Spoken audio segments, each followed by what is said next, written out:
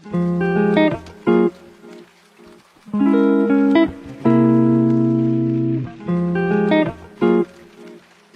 día con todos. Hoy estamos en un nuevo laboratorio legal.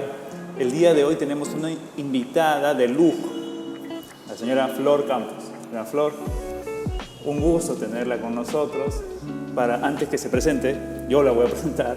La señora Flor es abogada, es contadora, magíster en Derecho Tributario y además es gerente de Flor Campos y Compañía, que es una consultora en tema de asesoría tributaria, asesoría empresarial. Y tenemos el gusto y el placer de tenerla hoy con nosotros para hablar sobre un tema importante: fiscalización electrónica de SUNAT. Señora Flor. Muy amable John, gracias por la presentación, gracias también por la estima que me tienes, la consideración. Gracias también a Quinecho y Abogados por esta invitación para tocar un tema muy importante, ¿no? Como es el tema de la fiscalización electrónica, que se encuentra, por decirlo así, de boga en estos momentos en todas las empresas, ¿no? Porque no hay empresa, creo yo, que no haya llegado a una fiscalización electrónica todavía por ahora. Así es. Y introduciéndonos ya en este tema, ¿qué es una fiscalización electrónica de SUNAT? ¿Qué es? Para que puedan entender. A ver, vamos a empezar, para poder ser un poco entendible esto, vamos a empezar dando a conocer las facultades que tiene la Administración Tributaria SUNAT, ¿no? Dentro de sus facultades, el Código Tributario establece que tiene 4 facultades: la facultad de recaudación, la facultad de determinación, la facultad de fiscalización y la facultad sancionatoria. Dentro de la facultad de fiscalización, la norma señala que hay 3 tipos de fiscalización tributaria. Tenemos la fiscalización definitiva, la fiscalización parcial y la fiscalización parcial electrónica. Entonces, cuando hablamos de una fiscalización definitiva, hablamos, por ejemplo, ¿no?, de una fiscalización que se realiza a un determinado tributo. Hablamos, por ejemplo, de impuesto general a las ventas. Revisamos de enero a diciembre, ¿no? Y vemos todos los aspectos que engloba esta fiscalización. Podemos ver el tema de las ventas, el tema de las compras, los requisitos de estos comprobantes de pago, ¿no?, sus bancarizaciones, detracciones, retenciones, si cumple con el principio de consolidad. Se revisa todo ahí, ¿no? Pero, ¿qué pasa en una fiscalización parcial de SUNAT? En la fiscalización parcial solamente se revisa un determinado aspecto. Puede ser el mismo tributo, IGB, el mismo periodo de enero a diciembre, pero solamente revisamos un solo aspecto. Por ejemplo, el crédito fiscal. Y solamente vamos al crédito fiscal. La novedad resultó a partir del 1 de enero del 2015 con la fiscalización electrónica.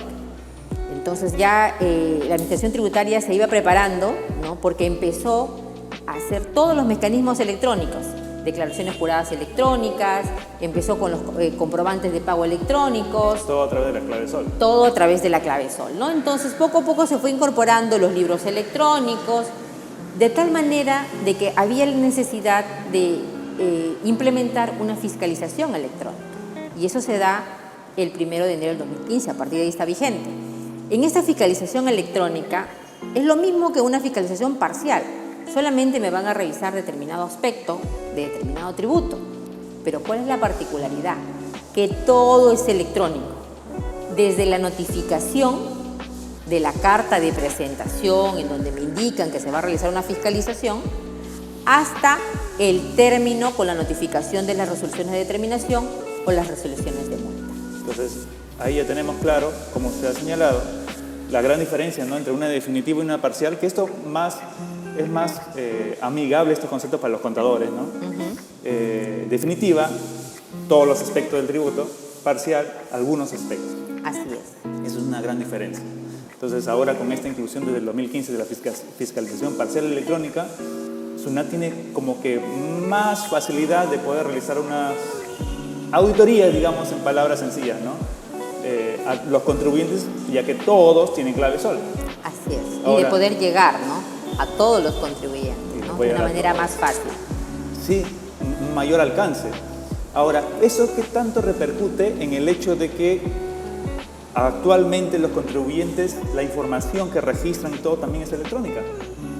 Claro, ¿no? Es muy importante porque desde el momento de que una empresa emite un comprobante electrónico, yo ya le estoy haciendo llegar ese comprobante de venta a la base de datos de SUNAT.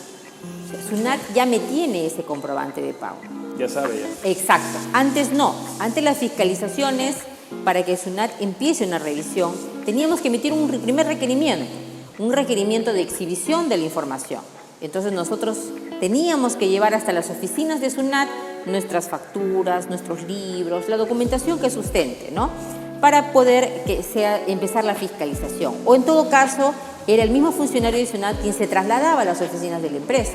A través de la parcial electrónica ya no sucede eso. Todo es a través de la clave SOL y el trámite documentario que se realiza en los sistemas, ¿no? Ya no hay un contacto físico. Ya no hay un contacto físico. Por eso la importancia está en la información que nosotros enviamos, ¿no? ¿Cómo hago mi comprobante de pago? ¿Cómo registro mi libro electrónico? La información que yo pongo en mi libro electrónico. ¿Qué es lo que presento en mi declaración jurada? ¿No? Porque pueden haber cosas que no coincidan y me den el motivo para iniciar una fiscalización. Sí. Ahora, ya sabiendo la diferencia entre definitiva y parcial y ahora el nuevo concepto de fiscalización parcial electrónica, ¿cuánto debería demorar una fiscalización parcial electrónica? Bueno, de acuerdo a la normatividad legal, demora un plazo máximo de 30 días hábiles. ¿Cómo se inicia esta fiscalización electrónica? La fiscalización electrónica se inicia con la notificación, ¿no?, de una carta de comunicación en la cual nos indican cuál es el periodo que se va a fiscalizar, el tributo que se va a fiscalizar, el aspecto que van a revisar, ¿no? Se notifica a través de nuestros buzones electrónicos, ¿no? Todo contribuyente tiene un buzón electrónico y puede acceder a ese buzón electrónico con su clave SOL. Clave SOL que nos entregan al momento de inscribirnos en el RUC, de obtener el RUC. Por eso es muy importante que esta clave SOL, el contribuyente, las empresas las deben de manejar y revisar estos buzones electrónicos, porque se han dado casos en que están siendo fiscalizados, pero las empresas no están ni enteradas. ¿Por qué? Porque no se revisa el buzón electrónico, Ese ¿no? es un gran problema. Exacto, ¿no? Entonces es muy importante revisar nuestro buzón todos los días, ¿no? Las empresas tienen que revisar su buzón mínimo una vez por día. Al llegar, pienso yo, bueno, yo recomiendo al llegar y al salir, ¿no?, de la empresa, revisar siempre los buzones electrónicos. Entonces, cuando me notifican esta carta, ya la administración tributaria me envía también una lista de mis reparos que tiene, cuáles son mis observaciones que me ha dado. Y añadido a ello, me hace llegar una preliquidación, donde ya está determinando cómo sería mi nuevo impuesto luego de haberse deducido esos reparos tributarios que la administración está indicando. Y también cuáles serían las infracciones y las multas que yo tendría que cancelar. Entonces, es ahí donde el contribuyente, la empresa, tiene que evaluar y tiene que ver si eso es lo correcto o no. Porque está en su poder el decir, acepto parcialmente o no acepto y presento todo mi sustento. Ahora, para poder hacer algunas distinciones, una cosa es la fiscalización parcial electrónica, pero también, y como usted ha señalado, llegan cartas de presentación y los requerimientos o resultados de requerimientos, pero también le llegan a los contribuyentes a través de la clave SOL esquelas, cartas inductivas. ¿Cuáles serían las diferencias entre esquela, la carta inductiva y los requerimientos de una fiscalización? A ver, el requerimiento de una fiscalización siempre va a existir en una fiscalización definitiva o en una fiscalización parcial. Jamás va a haber en una parcial electrónica, porque en la parcial electrónica se inicia ya con una preliquidación por parte de SUNAT. Aquí no hay requerimiento de información. Lo que dice es, si es que tú no estás de acuerdo con esta preliquidación, susténtame por qué no estás de acuerdo. En cambio, en la fiscalización definitiva y en la parcial, sí llega una carta de comunicación y llega notificado un primer requerimiento, en donde me dice, exhíbeme, proporcióname la información contable, libros, registros, comprobantes y demás documentación que sustente tu contabilidad, ¿no? Entonces, esa es la gran diferencia. En cuanto a las esquelas son un procedimiento de fiscalización, sí, pero son un procedimiento de fiscalización inductivo, más no está dentro de un procedimiento de fiscalización, por decirlo así, como una auditoría, ¿no? Para que sea más entendible. Me puede llegar también una carta inductiva, ¿no? Que también es un procedimiento inductivo que hace SUNAT, en donde las dos solamente tienen por finalidad, tanto la carta inductiva como la esquela, de mostrarme una inconsistencia que haya detectado en el sistema, pero es voluntad de la empresa, del contribuyente, el rectificar o no de acuerdo a la inconsistencia.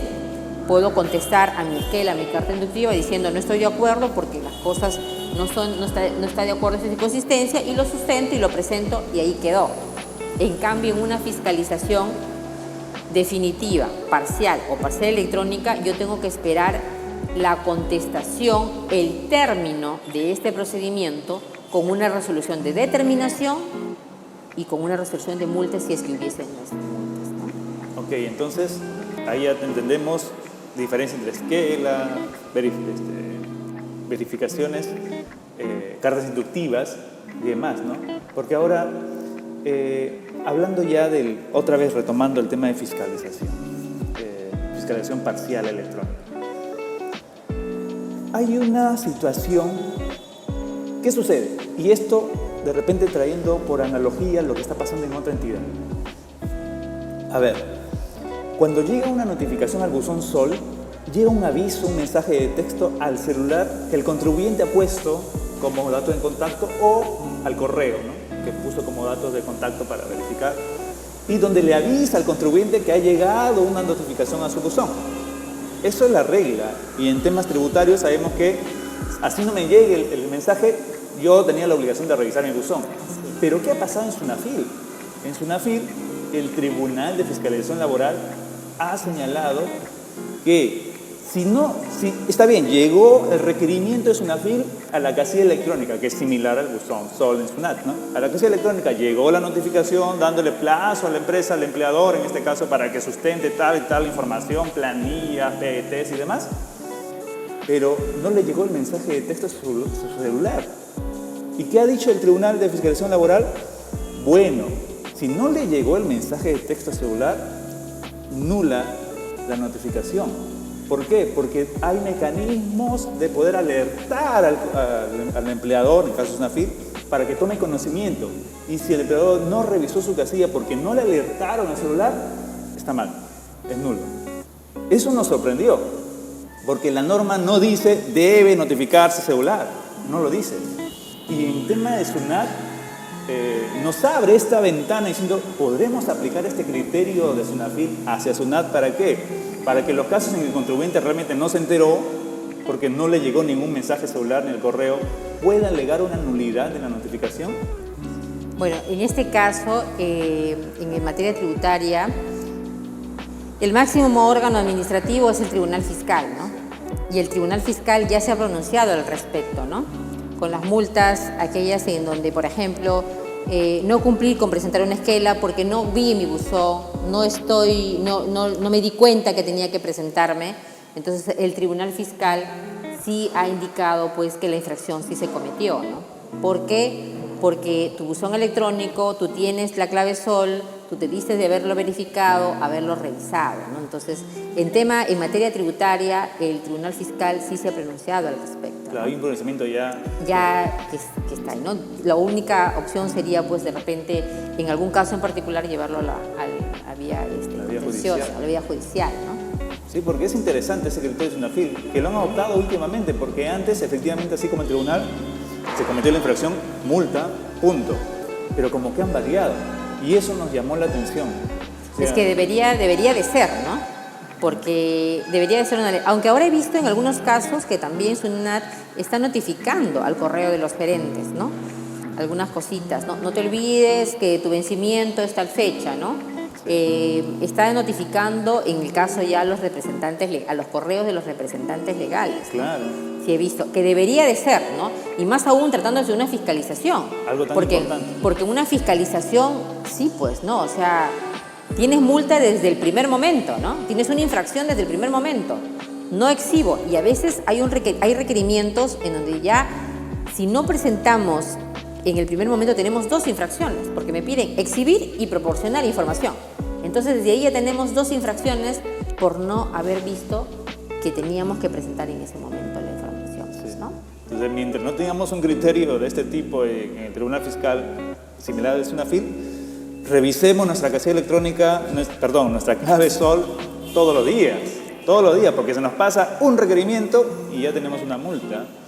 Ahora, yendo a un caso práctico, a ver, nosotros tenemos como regla fundamental de la fiscalización el reglamento de fiscalización de SUNAT, ¿no? ¿Qué sucede?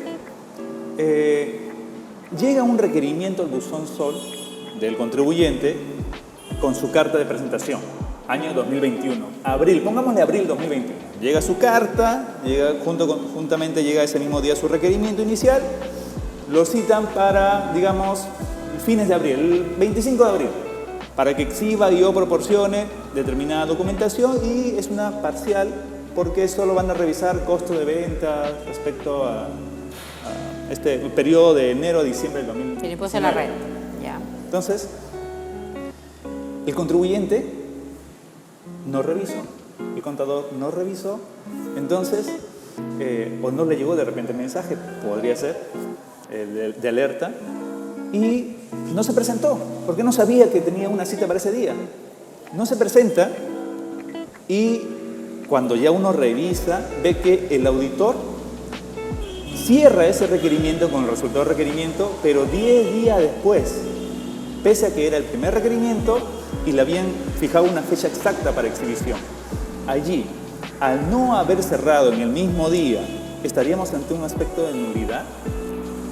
Bueno, el reglamento de fiscalización establece que el requerimiento inicial debe ser cerrado en el mismo día. En el caso de una parcial electrónica, ¿no? Porque estamos en ese caso, en una parcial electrónica, ¿cuál es el requerimiento de inicio?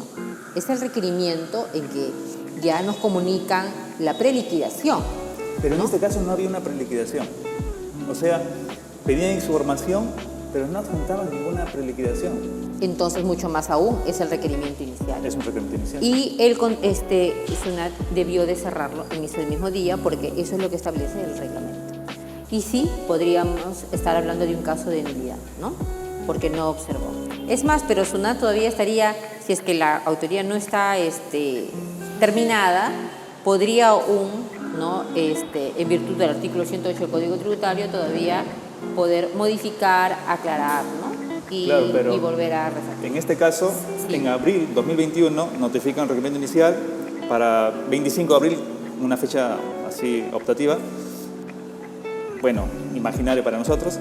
25 de abril, no exhibe nada el contribuyente, el auditor cierra los primeros días de mayo, manda el resultado de requerimiento, le notifica porque se entiende también que tiene efecto una vez que se notifica su buzón, lo notifica en mayo. Luego viene un segundo requerimiento, donde nuevamente le pide, incluso ya con observaciones, algunos reparos, ¿no? De acuerdo a lo revisado en el sistema de sus declaraciones y demás, le notifica y el contribuyente igual no se da cuenta y también le pide subsanar, ¿no? Para tal fecha. No subsana, no se presenta nada, no exhibe nada, y igualmente días posteriores a esa fecha indicada de la exhibición o de la sustentación, emite el resultado de requerimiento. Y en marzo del siguiente año, marzo del 2022 de este año, es decir, un año después que iniciado esta fiscalización parcial, emite la RD, la resolución de determinación y las resoluciones de multa. Entonces, en ese caso estaríamos ante un... Yo creo que sí. Ahí sí ya, porque ya ya cerró la fiscalización la Administración Tributaria y con estos vicios de nulidad que han venido en el camino, ¿no?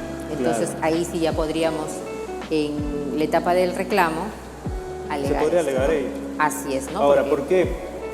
Eso sería más por un aspecto de nulidad de forma, ¿no? Así es. Porque de fondo ya no está la oportunidad de poder evaluar medios de prueba. No, porque ni siquiera presentó información. Claro. Así es. Y ya estando en el procedimiento de reclamo, que es el procedimiento contencioso tributario, yo no puedo decir, no, aquí está todo, revísalo. Así es, porque de acuerdo también al artículo 141 no podemos presentar mayor información si es que no se presentó, ¿no? Si es que yo no presenté la información dentro de la fiscalización, yo no puedo presentar en una etapa de reclamo, salvo que pague la totalidad de la deuda o que afiance la deuda.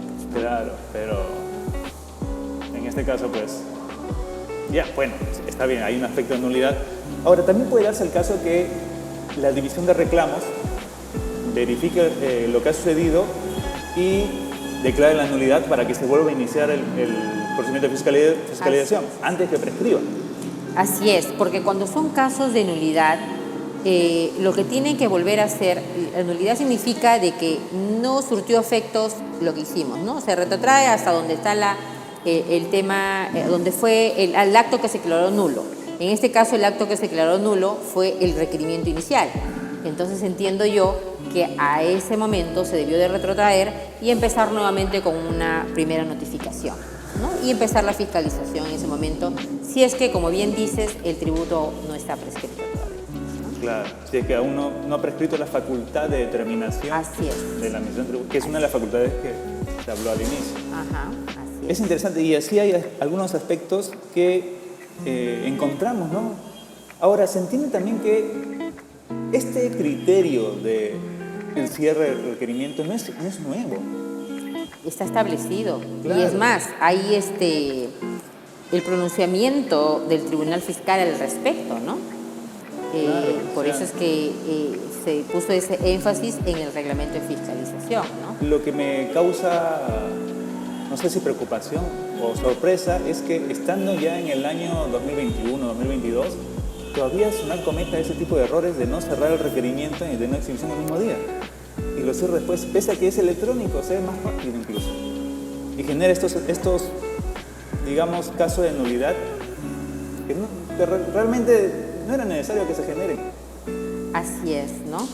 Pero debe haber sido por algún descuido, pues, ¿no? Puede ser, ¿no? Descuido. Y aparecen varios descuidos por parte de la administración. Por eso es que, bueno, tanto la administración tributaria como nosotros como contribuyentes, ¿no? Como empresarios, tenemos que tener también cuidado en la información que presentamos, que enviamos. Eso es muy importante, ¿no? Yo recomiendo bastante las auditorías preventivas, Sí. ¿no?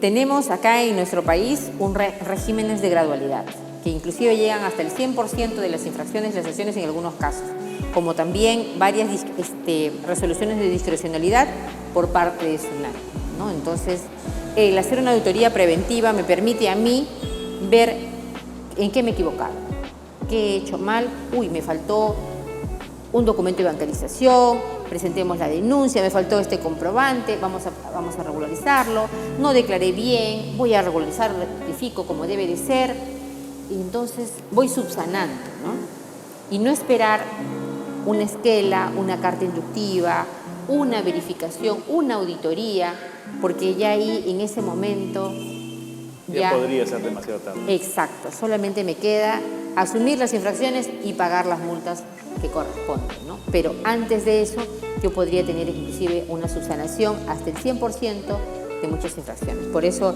es muy importante hacernos estas constantes revisiones, nosotros mismos, unas verificaciones de lo que vamos haciendo.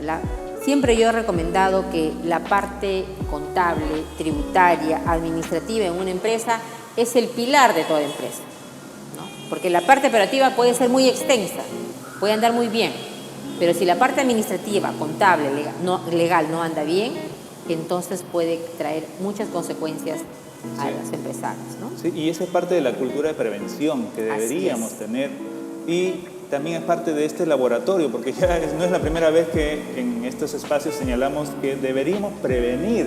¿Por qué? Así como en el tema tributario, no debemos esperar a que llegue una fiscalización para recién revisar o hacer una auditoría.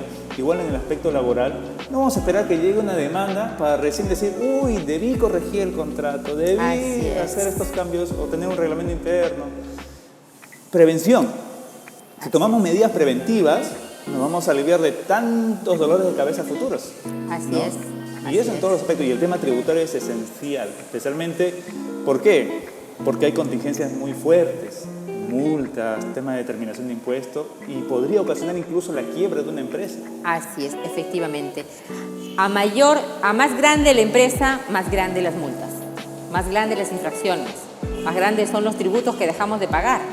Entonces, yo sinceramente sí he sido testigo, ¿no?, durante los 20 años que he trabajado en la administración tributaria, de ver empresas que sí han caído simplemente por no tener una adecuada contabilidad, una adecuada administración Claro, y de con nada potencial sirvió, de crecimiento, ¿no? las empresas grandes.